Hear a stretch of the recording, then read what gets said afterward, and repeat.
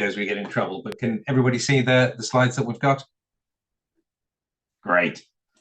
So thank you all for joining today. Firstly, I'd like to introduce you to OCI. So OCI is a non-for-profit organization based out of Toronto. I'm actually based here in Ottawa, and we are the Ontario Centre of Innovation that works with the Ontario government to supply funding. Typically, we've done funding for manufacturing businesses, tech companies, and in the startup space. So we've done a lot of work about bringing academia, large organizations and small organizations together to help that innovation space and advance the overall economy in Ontario. So the big thing is that we do is we distribute the funds and set up the programs for the Ontario government. So if you're curious about where the money comes from, it's the Ontario government. So this is actually your money that we're distributing here. We do a number of programs, and the stream that I'm responsible for is called the Digitalization Competency Center. DCC is a lot easier to say. So this is about getting Ontario small to medium enterprises to use the modern tools that are available today to make their businesses more efficient and allow them to compete on a global stage. A wonderful example of this that we've had was there's a pizza chip manufacturer down in Niagara that is competing with Stacey's Pita Chips, which is part of the Coca-Cola empire. So this is an Ontario product. A mother and son started off as a farmer's market. So their production schedule is on a whiteboard. Their inventory and material supply is, on an Excel spreadsheet, and they're a multi-million-dollar company now. So working with us and some of the consultants that we've worked with, we're getting them to modernize their business to make them far more effective and allow them to grow their business. What we've seen when companies actually adopt digital technology is a 14% increase in productivity, nearly 200 hours a month saved in just administration and data entry, double time and things like that, and a 23% reduction in operating expenses. These programs that we've had have been limited to manufacturing businesses and traditional startups. And what the minister has done, Minister Tangri for the Ontario government, wanted to do something for the retail sector. Obviously, we want retail to be strong. It is the lifeblood of towns and cities and areas, and bricks and mortar retail do have challenges competing with the large online retailers. So how can we do or aid them to advance their businesses? And so what was set up last month was what we will call the Retail Modernization Project Grant. And this is a new program that has been set up and is being managed by OCI. And the nuts and bolts of it are, if you are a physical business, so you have a brick and mortar, physical storefront, and you sell goods or physical services to the public, so bookshop, coffee shop, hairdresser, barber, burger shop, butcher, baker, candle maker, all of the hard retail stores. You have 1 to 50 full-time employees. You've been in business at least a year and have at least 100,000 in revenue. And you have the capacity and the desire to integrate new technologies. The Ontario government will grant 5,000 towards the expense of installing and purchasing hardware or software to make your business more effective. And this is a grant. This is not a loan. This is not anything that needs to be paid back. So the minimum project cost is 6,000. So that would be 3,000 that the store owner would have to pay and 3,000 that we would pay. It's 50% reimbursement up to a maximum of 5K. So if you were going to put $10,000 worth of technology into your store, we would pay half of that, so $5,000. And the way that this is working, and I'll come into the details of it a bit later, is If you decide what you want to put into your store to make your store more efficient and your business be more effective and grow faster, you apply with what you want to do, and then when we approve that, you can then go out and purchase it, and you have a 30-day window to purchase that software or hardware. What you can't do is purchase the hardware or software and then apply to the program, unfortunately. And these are the rules that we have from the Ontario government that we can't do anything with. So it's intended to be a fairly simple application process. And the kind of examples of digital technology that we're looking at is point of sale hardware, maybe mobile POS for tablets in restaurants, a CRM, so a customer relationship management software, accounting software, maybe electronic shelf labels, RFID and IoT technology. We've had a couple of restaurants looking at AI agents, so you can call in and reserve a table via speaking to an AI agent instead of a member of staff, which gives you a lot of staff savings. Self-service kiosks like we see in Tim Hortons or McDonald's, and also security aspect as well. So you could put security cameras in. You could add or make your Wi-Fi more robust so people could stay better. We're not trying to limit the types of technology that you want to put in, because you know best for your business what will help your business, and you have relationships with suppliers. So as long as it fits the criteria of hardware or software that will make your business more effective, that's what we're looking to do. We're not trying to make this prescriptive of you have to buy this from vendor A or vendor B. So it's really quite open. Now, some of the bad news of what's not supported in this program. So no website stuff. Yes, absolutely. I will share the PowerPoint afterwards. So I'll make sure that Michelle has it. She can distribute it. So website builds, no. Rent, no. Digital advertising, no. Online presence, social media, SEO, no. Software subscriptions. So this is a bit of a challenging one, and this is more about the administration of it, that you can't we can't spend all the money doing a monthly reimbursement on software subscriptions. If you are able to pay for a year's worth of a subscription up front, then that you could claim that year's worth as part of this program. So it's all based around a paid invoice. And if you have a paid invoice, then you can do that claim. Fixtures and fittings, stock for sale, consultancy, and indirect costs. Yeah, so I think it was another question from someone if we purchase some accounting software. So yeah, because of how the back-end administration works, if you were able to prepay a year's worth of subscription or buy a license for that package, then that would be eligible, and you could enter that in because you have physically paid that amount. What we can't do is refund you money that you haven't paid for yet. And that's why subscriptions get complicated, because of the administration. There is a few businesses that are ineligible. So this is e-commerce operations, corporate chains, franchises, and registered charities, multi-level marketing companies, non-for-profit businesses, people that are not engaged in retail activities, businesses that are focused on providing information as opposed to products or services. So mortgage brokers, real estate agents, law firms, they are not eligible in this process. So the real intent of the program is a shop or a restaurant or a cafe with the door with a bell on it when you open the bell, and the public can come in with your open and closed hours, where someone goes in there and buys a product and leaves with it in a bag, or goes in and has what we call, a transformational service. So if you go in and have a haircut, you're different when you come out. This isn't intended to support just an information transfer.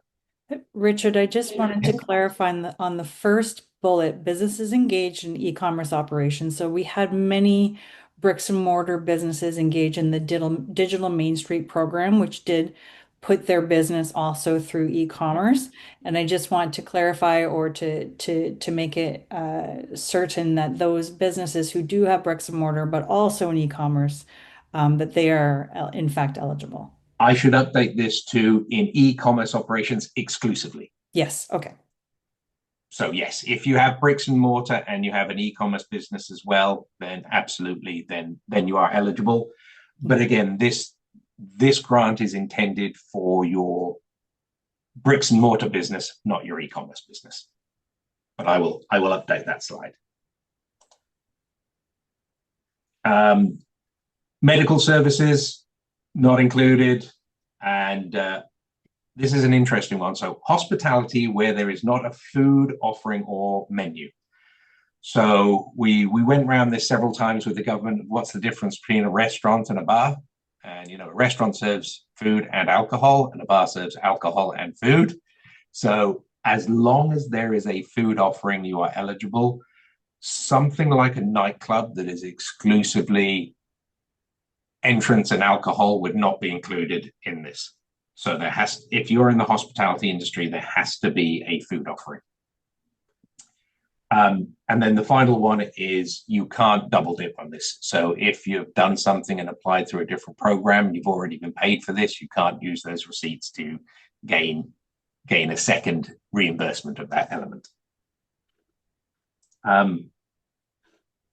Again, the summary of this is, you know, it's 50% of the hardware or software, up to a maximum contribution of $5,000 from OCI.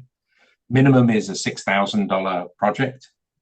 Expenses must be incurred after the project has been approved. And the way the approval process goes, so you can follow the link online, you can contact Patrick or myself, and we'll share our contact information. There is as simple as we can make it, application process. If you could, I would hope that you'd be able to get that application form filled in 10 or 15 minutes. It's not particularly detailed. And that is around who you are, what you want to buy, and what you're hoping to gain out of that piece of technology. If you have a vendor quote of what you're intending to buy, that makes life a lot easier. So I would probably recommend people, if you're thinking of buying, we'll say, a new POS system, get a quote for a POS system and use that quote to fill in the application. We are aiming to have these applications done and approved in maybe 1 week, maybe slightly shorter than that. This is not a long process to do this. And then you would have 30 days to execute on that purchase. You would do a claim expense with a proof of payment, and then we would transfer that money across to you. So theoretically, you could get all of this done in a month, maybe 2 months, depending when you hit the payment cycle. So we're not looking at a long, extended, complex thing to fill in. You don't need any third-party endorsement of your application. You don't need to have a consultant to say this is the right thing to do. It's the business owner making the decisions for their business. So I was going to say, if you're going to buy some hardware or software and you know what you want to do, apply for the program.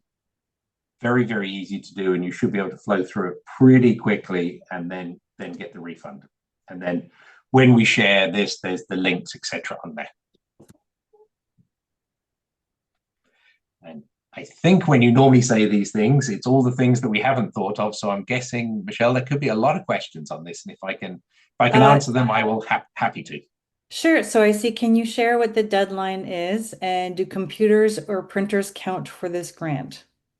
So the deadline, this program runs until March 31st, 2026. We were given funds to support 350 grants. We have probably 50 odd applications now, but we haven't actually awarded any because this has literally just started. And yes, I would deem computers and printers hardware. And if that is something for your business, then absolutely that would. I will say without seeing the application, but yes, the spirit of it is computers, printers. Yes, if they are important for your business, then they would be approved. And I'm thinking because this is first come, first serve, that it would not be great to wait until March 31st to apply, especially if you already have 50 people already, 50 businesses Yeah, already come. definitely for first come, first served. We've been working with the ministry and the Ontario government for a very long time on various programs. This is one of the first ones that they've done with us in the retail space. If this is successful and this is what retail wants, then we will put in a extension and expansion request. So that's one of the things as well, is if this is very, very popular, it allows us to go out and ask for more money, more funding to expand this program. So definitely feedback is useful on this. But yeah, I would say sooner rather than later is a good idea to apply. And one thing that we had a BIA meetup, and one of the executive directors also mentioned something because they used to be in retail, which was a traffic counter. I guess there's it's physical, but also you get fed in through a digital platform. But basically, it's to see when your highest volumes are, when your lowest volumes are, who's coming in at what time, especially for an owner who's not on site all the time.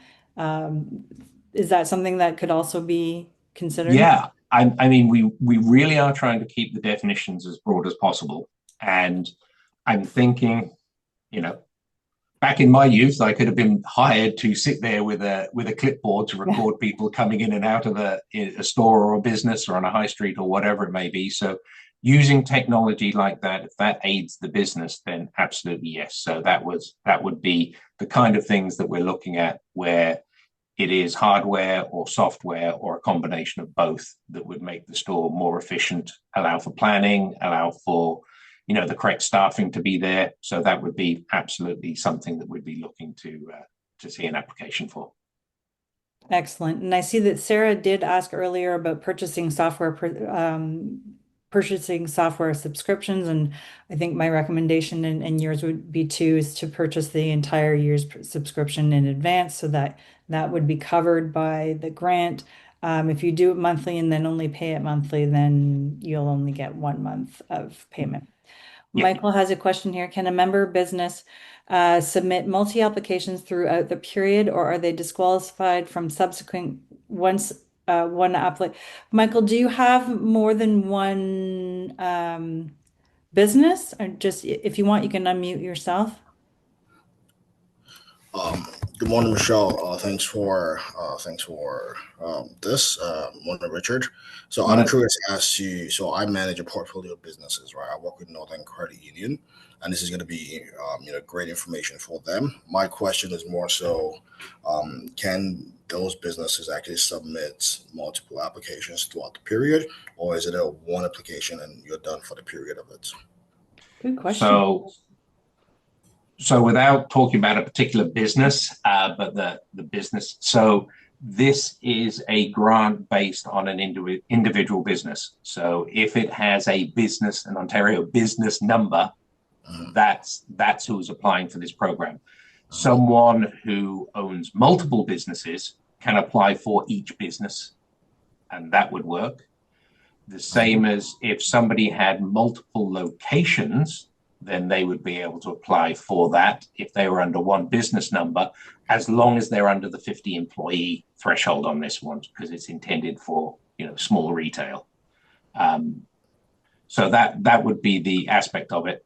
As for a single business applying twice, because the minimum is 3,000 on a rebate and the maximum is 5,000, you can actually, in reality, only apply once. Okay, sounds good. Thank you. Okay. Does anyone else have questions? I'm just looking for hands up or anything in the message box. Okay. Yeah, we've had an application in from a barbershop that is putting POS terminals on each of their chairs, and they have 3 barbershops. And so they're actually owned under one business entity. but the staff level is correct, and then it will allow their customers to pay at each chair, particularly when they're doing chair rentals out to barbers. But also it means that they don't actually have to have someone at the front managing that payment process, and it just becomes a lot smoother, and it tracks the efficiency, and you get all of those POS benefits where you're tracking effectiveness. So that's a real nice application of someone who's using this grant. Sounds good. Question from Christina. Would a renewal or expansion of a software subscription be eligible for the grant, or does it have to be a brand new subscription? Good question. We're looking at net new here. So a renewal, no, because you're already using that. You're not actually going to get any benefits. If it was an expansion of the software, so where you were taking on new features, then yes, if you could prepay for those features. And it's a bit tricky, if you had the hardware already in place, you wouldn't buy the second set of hardware. It's the software model has changed and altered it a bit, but if you are paying for that software currently, this program isn't intended just to pick up that bill. It's intended to deploy new technology. So no, it would not. You could not use it to pay for something you're already paying for. But if you were going to expand that package or take on additional features that you weren't, then absolutely yes. Okay. Thank you for the questions. Just looking to see if there are any other questions. Obviously the question was, will this presentation be sent out? So everyone who's registered will get a copy of the presentation. Yeah. I also posted a link to that Dropbox folder. Richard and Patrick, I just posted that for the information as well. I think there was another question just then about consulting. Can funds be used for professional accounting services of any kind? Correct. No. No. Unfortunately, no. This is about deployment of technology within the retail environment. So unfortunately, no. If you wanted to buy accounting software, then yes, but no, you can't use it to pay for someone to supply a service to you. Okay. Well, I believe that Patrick also put his email in here if anyone has further questions. And I also posted our just the information and the link to the folder on this specific grant if anyone wanted to scroll up. And I will be circulating this presentation as well. I'm just looking again. Anyone else think of any further questions? All right. Well, short and sweet. Thank you, Richard and Patrick, very much. I'm sure you're going to be extremely busy over the next few months handling all of these applications. And I really certainly do hope that a lot of applications come from Ottawa. And we've got a lot of bricks and mortar that need some support. So thank you so much. And finally, as I said, I'm actually in Ottawa. I live Yes. down in Westboro, so I'm around the city all the time. So if someone has a direct question, Michelle, I'll give you my email as well, and they can reach out to me, and I can just drop by and we can talk about what's practical. That's fantastic. That's fantastic. Great. Okay, well, everyone, thank you so much, and I'll wish you a great morning and great rest of your day.